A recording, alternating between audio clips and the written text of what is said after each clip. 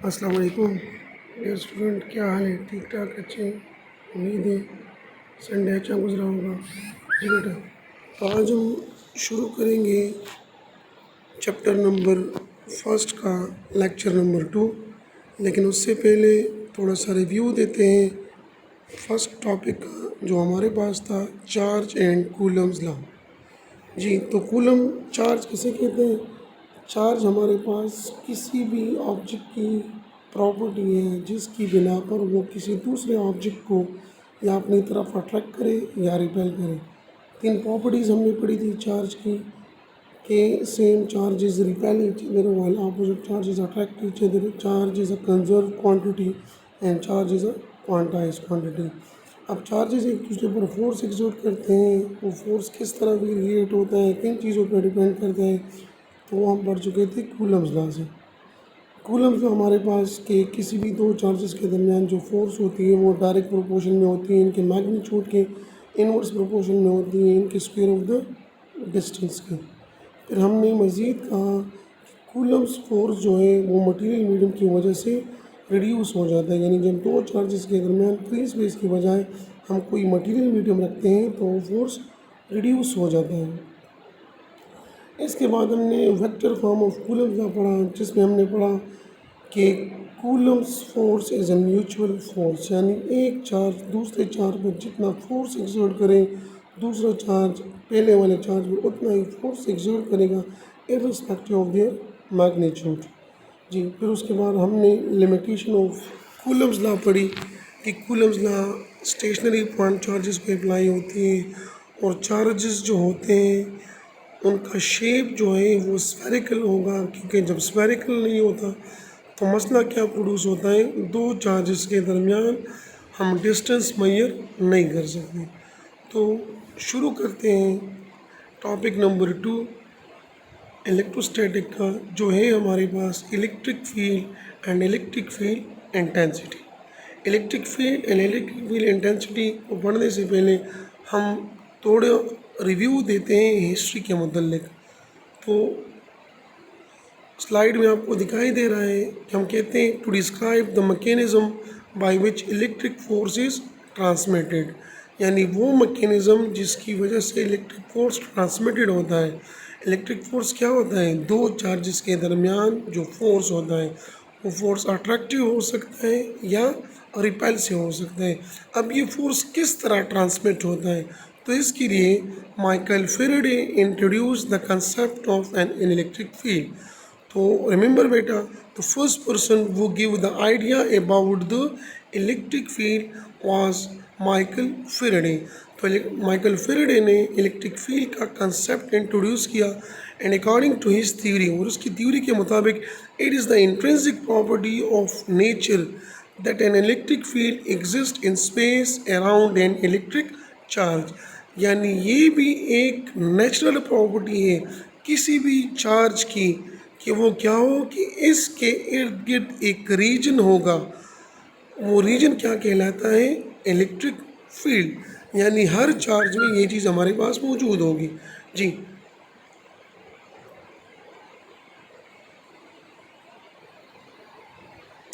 Next slide, electric field. अब electric field किसे कहते हैं? तो देखो बेटा, इलेक्ट्रिक मीन चार्ज, फील्ड हम आम अल्फाज में कहते हैं खेत को, यानी कोई बंदा कहते हैं दिस इज़ माई फील्ड, तो ये मेरा खेत है, यानी वो इसकी मलकियत होती है। इस तरह इलेक्ट्रिक फील्ड चार्ज की मलकियत सिंपल अल्फाज में हम कह सकते हैं।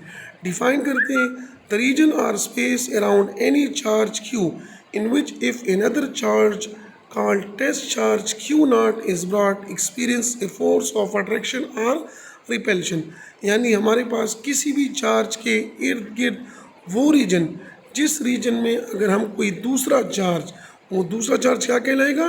Test charge q naught. Test charge किसे कहते हैं? डिटेल में आगे हम पढ़ रहे हैं कि टेस्ट चार्ज क्या होगा हमारे पास। इस टेस्ट चार्ज को जब हम लाते हैं और वो test charge experience of force of attraction और रिपल्शन। सिमिलरली देखो बेटा, अगर आप अंधेरे में जा रहे हो और रास्ते में कुछ भी दिखाई नहीं दे रहा, अचानक आपका पाँव जो है वो पत्थर के साथ टकरा जाता है, तो वो क्या होता है? वो रीजन पत्थर की मलकियत होती है, तो वो उसकी फील्ड होती है, यानी जहाँ पर उसका असर महसूस हो सके। इसी तरह किसी भी चार्ज के इर्द गिर्द वो रीजन जिसमें हम उसकी जो एबिलिटी है टू अट्रैक्ट और रिपेल एनी अदर ऑब्जेक्ट उसको हम फील कर सकें, उस रीजन को हम कहते हैं इलेक्ट्रिक फील्ड। डायग्राम में आपको दिखाई दे रहे हैं क्यों हमारे पास एक चार्ज है जिसे हम सोर्स चार्ज कहते हैं और इसके इर्द गिर्द जो सर्कल है ब्लू कलर का सर्कल के बाहर चार्ज पड़ा है क्यू नॉट। अब ये क्यू नॉट जब इस सर्कल के अंदर एंटर होगा तो इस पर फोर्स एक्सर्ट होगा। वो फोर्स अट्रैक्टिव भी हो सकता है और रिपल्सिव भी हो सकता है। तो इस रीजन को हम कहते हैं इलेक्ट्रिक फील्ड। हम कहते हैं the electric field is considered to be a force field that exert force on other charge place in that field. यानी द इलेक्ट्रिक फील्ड जो है वो कौन सी फील्ड है? Force field. दूसरे अल्फाज में हम इलेक्ट्रिक फील्ड को फोर्स फील्ड भी कह सकते हैं, जो क्या करता है that exert force on other charges place in that field. जब दूसरे चार्जेस को इस फील्ड में हम लाते हैं तो इस पर फोर्स एक्सर्ट करता है। अब अगर हमारे पास चार्ज क्यू जो हो वो पॉजिटिव हो और इसके इर्द गिर्द हम दूसरे चार्जेस रखें तो जिन चार्जेस को ये अट्रैक्ट करेगा हम कहते हैं दैट चार्जेस आर नेगेटिव, और जिन चार्जेस को ये रिपेल करेगा तो हम कहेंगे those charges are positive because उनका नेचर सेम है। इसी तरह अगर हमारे पास चार्ज क्यू नेगेटिव हो तो ये जिन चार्जेस को अट्रैक्ट करेगा वो पॉजिटिव चार्जेस होंगे और जिनको रिपेल करेगा वो नेगेटिव चार्जेस होंगे। जी, the electric field around a charge is like a sphere. तो ये बात आपने याद रखनी है कि किसी भी चार्ज के इर्द गिर्द जो इलेक्ट्रिक फील्ड होती है it will be in the form of sphere within which other charges are influenced by it. जिसके अंदर अदर चार्जेस जो हैं इसकी वजह से कोई चार्जेस आर इन्फ्लुएंस असर महसूस करते हैं। नेक्स्ट स्लाइड की तरफ बढ़ते हैं। इलेक्ट्रिक फील्ड इंटेंसिटी और इलेक्ट्रिक फील्ड स्ट्रेंथ। जी, इलेक्ट्रिक फील्ड हम पढ़ चुके हैं, अब इलेक्ट्रिक फील्ड इंटेंसिटी और स्ट्रेंथ। तो the electric force experience by a unit positive test charge q not is called electric field intensity. यानी इलेक्ट्रिक फोर्स जो कि एक्सपीरियंस होता है by a unit positive test charge, यानी वो टेस्ट चार्ज जो कि हमारे पास पॉजिटिव हो, वो जो फोर्स एक्सपीरियंस करता है किसी भी दूसरे चार्ज की वजह से, उससे हम कहते हैं इलेक्ट्रिक फील्ड इंटेंसिटी और electric field strength. Simple electric field intensity is represented by E. Students आपको दिखाई दे रहे हैं, इसके ऊपर एरो निशान है। एरो साइन का मतलब क्या होता है? जी, yes, electric field intensity is a vector quantity. Mathematical form में हम कहते हैं the electric field intensity is given by E is equal to F by q naught. What is F? This F is known as electrostatic force and q not is a test charge.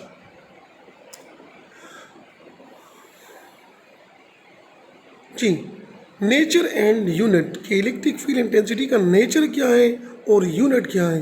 तो electric field intensity is a vector quantity, जो कि इससे पहले वाले slide में मैं आपको बता चुका हूँ कि हमने उसके ऊपर एरो दिया हुआ था, और एरो हम तब पुट करते हैं जब कोई फिजिकल क्वांटिटी हमारे पास वेक्टर हो। वेक्टर किसे कहते हैं? जिसका मैग्नीट्यूड हो और जिसकी डायरेक्शन हो।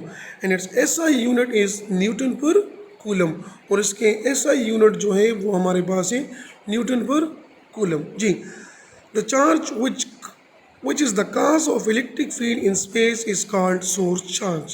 मैं आपको बता चुका था कि दो चार्जेस हम पढ़ेंगे, एक को हम टेस्ट चार्ज कहते हैं, दूसरे को हम सोर्स चार्ज कहते हैं। तो वो चार्ज जो कि काज होता है, जो कि वजह होती है किस चीज़ की? इलेक्ट्रिक फील्ड की। कहाँ पर? स्पेस में।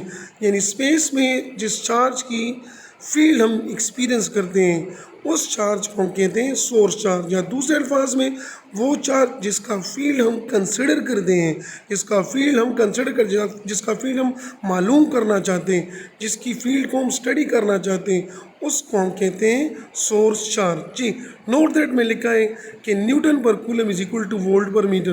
तो ये इंशाल्लाह टॉपिक 6 में हम बाकायदा तौर पर प्रूव करेंगे, लेकिन अभी आपने ये याद रखना है कि ऐसा unit of electric field intensity is newton per coulomb which is also equal to volt per metre.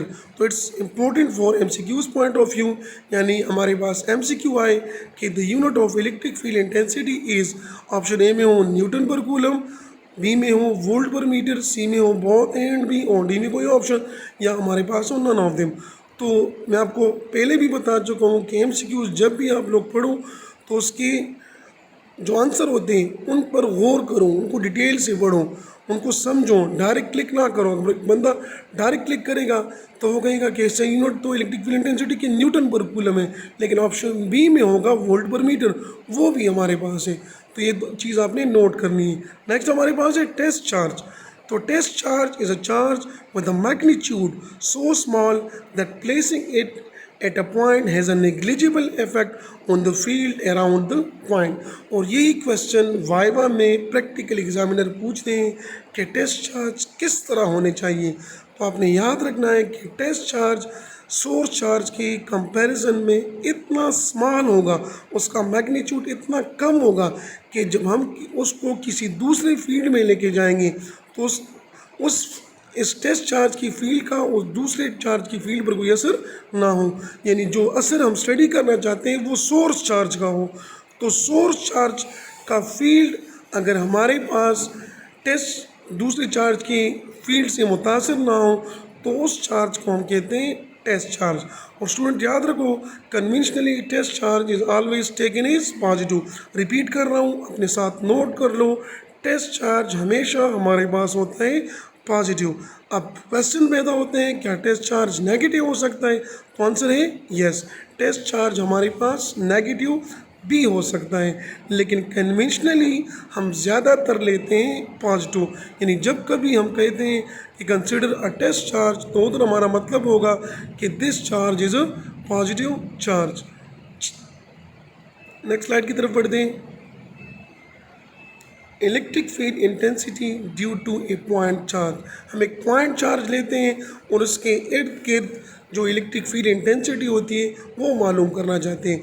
तो हम करेंगे क्या, हम एक पॉइंट चार्ज लेंगे और इसकी फील्ड को मालूम करने के लिए हम कौन सा चार्ज यूज़ करेंगे, यस, टेस्ट चार्ज। तो टेस्ट चार्ज यूज़ करेंगे। तो इधर डायग्राम में आपको दिखाई दे रहे हमारे पास दो चार्जेस है, एक ब्लैक हमारे पास पॉइंट चार्जेस, एक क्यू प्राइम जो ब्लू कलर का है ये हमारे पास है टेस्ट चार्ज। टेस्ट चार्ज किस तरह होगा, पॉजिटिव होगा। इधर हमारे पास सोर्स चार्ज या पॉइंट चार्ज क्यू जो है वो भी हमारे पास पॉजिटिव है। अगर साइन हम पुट नहीं करते तो इसका मतलब कि पॉजिटिव होगा, यानी हम लिखते हैं एक्स तो एक्स का मतलब पॉजिटिव एक्स होता है। जब हम कहते हैं नेगेटिव एक्स तो उसके साथ नेगेटिव साइन ज़रूर पुट करते हैं। तो आते हैं electric field intensity due two point charge. In order to find the electric field intensity due to a point charge Q, a unit positive test charge Q naught is placed at a distance r from point charge as shown in figure. The electric field of a point charge can be obtained from the Coulomb's law. किस तरह Coulomb's law से obtain होगा, देखो बेटा हम पढ़ चुके हैं कूलम्स लॉ दो चार्जेस के दरमियान फोर्स मेजर करता है। तो अब दो चार्जेस हमारे पास है, एक क्यू और एक क्यू प्राइम, तो दोनों चार्जेस के दरमियान कूलम्बिक फोर्स मौजूद होगा। और वो कूलम फोर्स किस तरह होता है, तो हम कहते हैं the force experience by a unit positive test charge q not due to a field of point charge q is F is equal to 1/4 by epsilon not q into q naught divided by r square into r unit vector.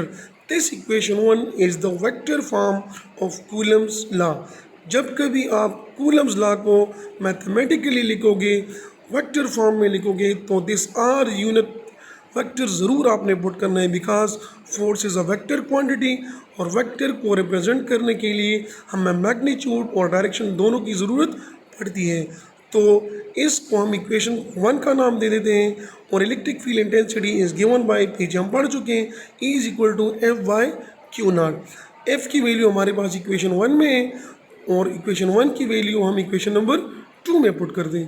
Next slide में हमने यही लिखा है कि using equation 1 in equation number 2, तो E is equal to 1/क्यू naught multiply by F, और वो एफ क्या है 1/4 by epsilon not q into q naught divided by r square into r unit vector. अब देखो स्टूडेंट्स, क्यू नॉट और q naught एक कैंसिल आउट हो जाएंगे, एक दूसरे के साथ कैंसिल हो जाएंगे, हमारे पास इक्वेशन रह जाएगा E is equal to 1/4 by epsilon naught q divided by r square into r unit vector. तो this is the electric field intensity due to a point charge q. जी, इस इक्वेशन से हमारे पास कंक्लूजन क्या है? तो कंक्लूजन हमारे पास strength of electric field intensity, यानी इलेक्ट्रिक फील्ड इंटेंसिटी या इलेक्ट्रिक फील्ड स्ट्रेंथ जो है वो किन चीज़ों पर डिपेंड करता है? तो it is directly proportional to the magnitude of the charge. यानी हमारे पास जिस चार्ज की वजह से हम इलेक्ट्रिक फील्ड इंटेंसिटी फाइंड करते हैं उसका मैग्नीट्यूड हम इंक्रीज करेंगे तो हमारे पास इलेक्ट्रिक फील्ड इंटेंसिटी इंक्रीज होगी। यानी मैं आपको सिंपल बात बताता हूँ कि हमारे पास फर्स्ट क्यू 2 कूलम के बराबर, फिर हमारे पास 4 कूलम, फिर 6 कूलम। तो जितना मैग्नीट्यूड हम इंक्रीज करते जाएंगे उतनी इलेक्ट्रिक फील्ड इंटेंसिटी इंक्रीज होती जाएगी। यानी क्या इंक्रीज होगा? वो फोर्स जो कि टेस्ट चार्ज पर एग्जर्ट होगा सोर्स चार्ज की वजह से। तो magnitude of source charge increase करने से हमारे पास इलेक्ट्रिक फील्ड इंटेंसिटी इंक्रीज होती है। Second, decreases inversely with the square of the distance as the test charge moves away from the source charge। और ये जो है वो डिक्रीज होता है किस तरह? Inversely with the square of distance, यानी सिर्फ डिस्टेंस नहीं, with the square of distance. जितना डिस्टेंस हम इंक्रीज करते जाएंगे उस डिस्टेंस का स्क्वायर लेंगे तो उतना असर पड़ेगा किस चीज़ पर? इलेक्ट्रिक फील्ड इंटेंसिटी पर। और ये असर किस सेंस में होगा? इंक्रीज सेंस में या डिक्रीज सेंस में? तो आंसर है डिक्रीज सेंस में। यानी अगर आर हमारे पास 1 है तो ई हमारे पास अगर 1 हो, अगर आर को हम 2 कर दें तो 2 का स्क्वायर हमारे पास क्या दे? 4। तो ई हमारे पास बन जाएगा E/4। यानी electric field intensity will be reduces by 4 times. तो ये आपने ज़रूर नोट करना है कि इलेक्ट्रिक फील्ड इंटेंसिटी हमारे पास मैग्नीट्यूड ऑफ सोर्स चार्ज पर डिपेंड करता है और इसके साथ साथ हमारे पास distance from the source charge to the test charge पर डिपेंड करते हैं। मैग्नीट्यूड ऑफ सोर्स चार्ज हम इंक्रीज करेंगे तो हमारे पास इलेक्ट्रिक फील्ड इंटेंसिटी इंक्रीज होगी और अगर डिस्टेंस हम इंक्रीज करेंगे तो इलेक्ट्रिक फील्ड इंटेंसिटी डिक्रीज होगी। सिमिलरली अगर मैग्नीट्यूड को हम डिक्रीज करें तो इलेक्ट्रिक फील्ड इंटेंसिटी डिक्रीज होगी। लेकिन अगर हमारे पास आर को हम डिक्रीज कर दें, आर हमारे पास 1 है, इसको हम 1/2 कर दें तो 1/2 का स्क्वायर हमारे पास 1/4। तो electric field intensity will increase by 4 times. तो आपने ये ज़रूर नोट करना है कि क्यू ज़्यादा करने से इलेक्ट्रिक फील्ड इंटेंसिटी इंक्रीज होगी और आर की वैल्यू ज़्यादा करने से इलेक्ट्रिक फील्ड इंटेंसिटी की वैल्यू कम होगी और क्यू कम करने से इलेक्ट्रिक फील्ड इंटेंसिटी की वैल्यू कम होगी और आर कम करने से इलेक्ट्रिक फील्ड इंटेंसिटी की वैल्यू हमारे पास ज़्यादा होगी। ये सिमिलर, अगर एक जगह पर आग लगी हुई है बेटा और उस आग के हम जितना करीब जाएंगे उसकी तपिश हम पर उतनी ज़्यादा होगी, हम उसको महसूस कर सकेंगे और जितना हम उससे दूर जाएंगे तो उसकी तपिश जो है वो कम होती जाएगी। सिमिलरली अगर किसी चार्ज के करीब आप जाते हो तो वो फोर्स आप पर जो इंटेंसिटी उसकी होती है उसका जो इफ़ेक्ट होता है वो इंक्रीज़ होगा और जब आप उससे दूर जाओगे तो उसका इफ़ेक्ट आपके पास डिक्रीज़ होगा। तो this is all about electric field intensity due to a point charge. कल के लेक्चर में इंशाल्लाह हम डिटेल से पढ़ेंगे representation of electric field lines. तो आज के लेक्चर का जो हमारे पास जो कंक्लूजन है वो आप लोग पढ़ चुके हो कि लिखा भी हुआ है। स्टूडेंट दूसरी बात याद कर लो कि स्लाइड्स आप अपने साथ रजिस्टर पर ज़रूर नोट करते जाओ। मैंने आपको लिखा भी था जब आप लेक्चर सुनने के लिए बैठते हो तो बिल्कुल उसी तरह बैठो जिस तरह आप क्लास में बैठते हो। आपके पास पेन, रजिस्टर और आपका बुक ज़रूर होना चाहिए। इज़ इट क्लियर बेटा? जी, तो मिलेंगे इंशाल्लाह कल। थैंक यू, अल्लाह हाफिज़।